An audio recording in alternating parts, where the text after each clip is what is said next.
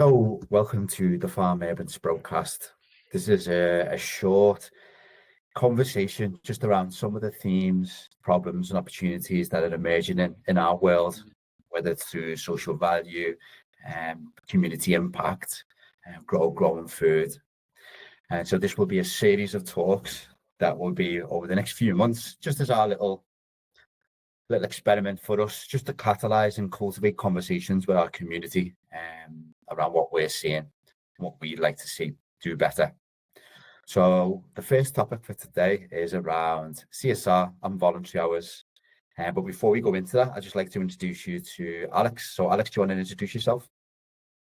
Yeah, thanks, Neil. So I'm Alex Hanna, and I'm the Greens for Good lead at Farm Urban.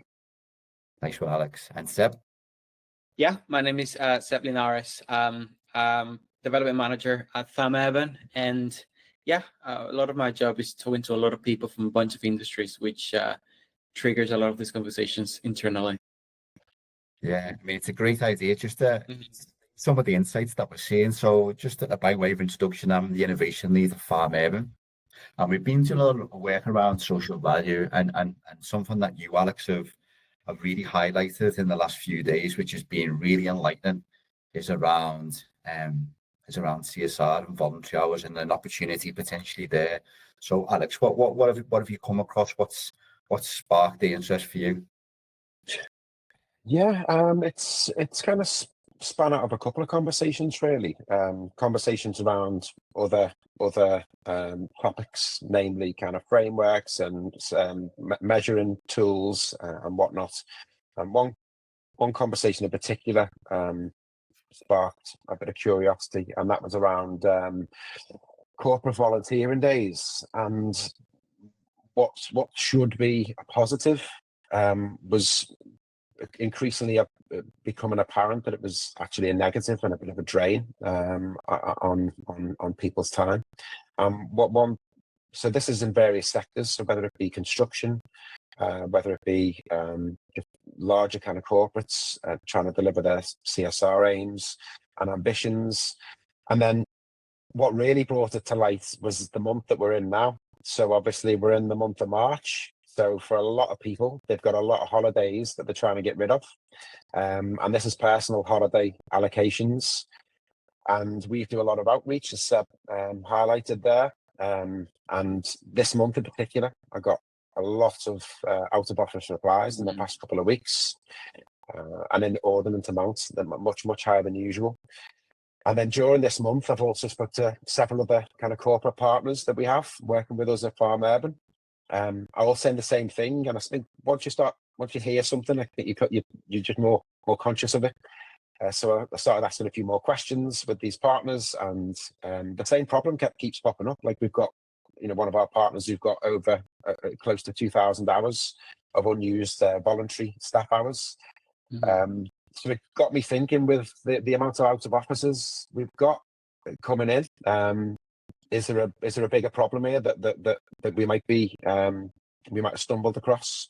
So I think the problem since time immemorial has been the people are very hard. People, even with their own personal holiday allocation, struggle to use up that allocation in a 12-month period. Yeah. So every March, there seems to be this big swell of staff panicking and trying to use the holidays before they get lost and reset for the next year. And then I found out through some conversations that the staff responsibility for these voluntary hours lies with the staff member themselves.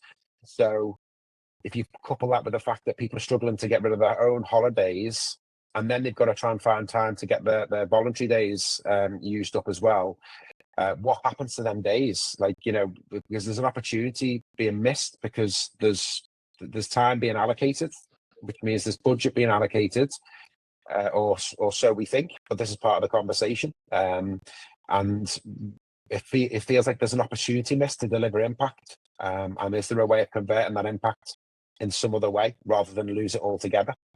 So it's come out of several conversations and several meetings, and there seems to be this trend of it being a problem when we think there should be a beautiful solution somewhere for it. Yeah, interesting, Alex, because because I think collectively, and Seb, I'll come to you in a second, is that we've seen this time and time again. So I've reached out to I probably spoke to more or less every social value manager that I've got a connection to CSR, where these voluntary hours have come up in conversation, and they've asked me, is there any opportunities that are coming up where we can put our volunteers in? So Seb, I'll hand over to you. What have you been seeing? Because it was insightful when all three of us were like, yeah, when Alex raised it, like, yeah, this is definitely a problem. Yeah, I think when, because again, similar to you, Neil, I've spoken to different people within social value, CSR, not even CSR or anything related, will be something completely different on a completely different role within an organization, and that's a problem. They have that's what they're looking for. They have hours, they have days that they can just volunteer for, and they're not using it. So I was speaking to a friend of mine last night, and she works for a law firm, and they get, I think it's about 4 to 5 days a year to do volunteering. And again, like Alex was saying, like when you talk about something and he's like, oh, that's a problem, like that's on your head, that's in your mind now, and when you speak to someone and that pops up, it's like, oh my goodness, again, this topic again. So I was talking to her, and she was saying that, yeah, they get like 5 days a year to do volunteering, and they're not using it. They're not using it, and that's a problem. And they want to use it. However, and I'm gonna be devil's advocate here. She was saying, and I have a lot of empathy for her, because she told me how tough it is her job as a solicitor, and the demands and the workload. And she was saying, I would love to take them. However, I don't want to take a day of volunteering and then come back the day after and have 20 emails to respond, and do this for this client and do that for that client, and be more stressful than I was before. That's what she told me. So is it that there has to be a more honest link between the voluntary policy within an organization, the purpose and the intention has to be a lot more clear? Are you going to get certain exceptions when it comes to when you do volunteering? Don't worry about anything else, because that's your day, that's your volunteering day. Does it have to change altogether? Does the approach have to change altogether? So yeah, that made me think, what's going on? Yeah, because it feels like a bit of a maybe being a bit provocative, that it seems a bit of a contradiction, where there's these policies in place to do good, yet the incumbent processes, workload, culture doesn't facilitate people being able to take the time or feel in the first place that they can take the time to go and do this. And so I suppose the question is there another way of doing CSR that doesn't involve volunteer hours, where a staff member could choose to allocate some resource or something to something else, where they don't have to take the time but can still be able to record some level of impact somehow? So Alex, you've come up with you've come across a solution recently around that with Verdant, no? Yeah, so we're partnering with a company called Verdant, which is an impact software developer, and they basically seamlessly integrate into e-commerce platforms, or it could be ticketed events, it could be employee benefits and loyalty and payroll schemes, and volunteering and CSR initiatives. And I think the question that we've kind of been asking ourselves, I suppose, is if at the end of a financial year, can we provide a seamless exchange of unused hours into impact and impact storytelling? So the unique selling point with the Verdant software is it not only it provides a storytelling platform, so it will link in the work that we do at Farm Urban and to our donation partners, and it will allocate that donation, whether it be a box of greens, 2 boxes of greens, contribution to an edible wall program, or an education course for a local school.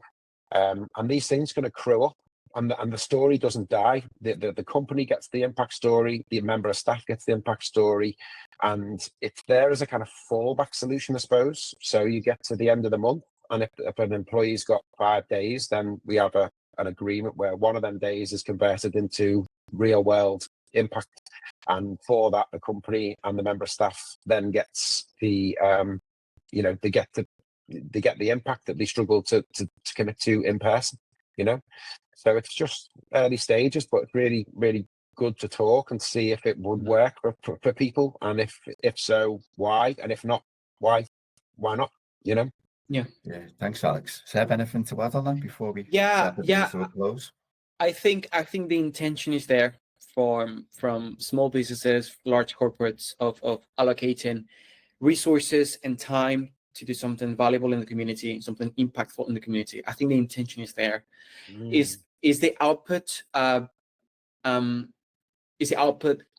desired achieved? I don't know. I love to chat to people on the back of this. So yeah, from like years ago, the pro bono movement came along, and then volunteering hours, volunteering days. And again, like the intention is there, but are we seeing the outputs? Are we seeing the impact as it could be? Because it has so much potential. But yeah, again, we're seeing these issues, these problems. So what can we do? And is it something at Farm Urban that we can help with? That would be a question. Okay, so that's your question. What's your question, Alex? What would you like if we publish this broadcast? What would something that you'd like a conversation about specifically from our community here on LinkedIn? I think just filling in the gaps, because we're making some assumptions, aren't we? So why aren't people doing it? What are the barriers? What is the friction? So helping clearing up what the root causes, I think, and maybe it'll back up what we're thinking, maybe it won't. I think it's important to say that I do think in-person volunteering days are really important, and if we can do them, I think we should be doing them. I think, for all manner of reasons, just for your headspace and to get out the office and to just to do good. I think doing good matters, and it makes a big difference. And I think it gives you a different insight into the challenges of society, and especially from people from different kind of economic backgrounds and situations and ethnicities, and all manner, and different parts of the country is so wildly different. I think it's really important to get a bit of hands-on experience, but I also think it's really important not to lose that impact if it can be delivered in other forms. So is there a better solution? Is there a solution that we can help with? It doesn't have to be the whole allocation of days by any means, but rather than lose 5 days, like in your friend's case, can we convert one of them days to an impact storyline that your friend would get? The organization would also get the impact measurements and quantification fed back to them, because that's what we do anyway. But that article that we were looking through yesterday, like 14% of all hours being used and 200 million hours going wasted. It feels like there's a problem that we can help find a solution to. But the whole point of this conversation is to be better informed on whether that is the case, and if so, what does it look like? Yeah. All right. Thanks, Alex. So just to bring this to a close, it's been great to have a little chat with you. But if you're a corporate or a SME that, as part of your CSR, offers volunteer hours for staff in the community, we'd love to chat to you. I'd love to get your reflections on what you think is happening here, like why people aren't utilizing these hours, like what the problem might be, and reach out to either one of us. And we'll put a link to the article that Alex mentioned in the post. But yeah, until next time, we look forward to hearing from you, and have a great day. Speak soon. See you soon, guys. Anytime.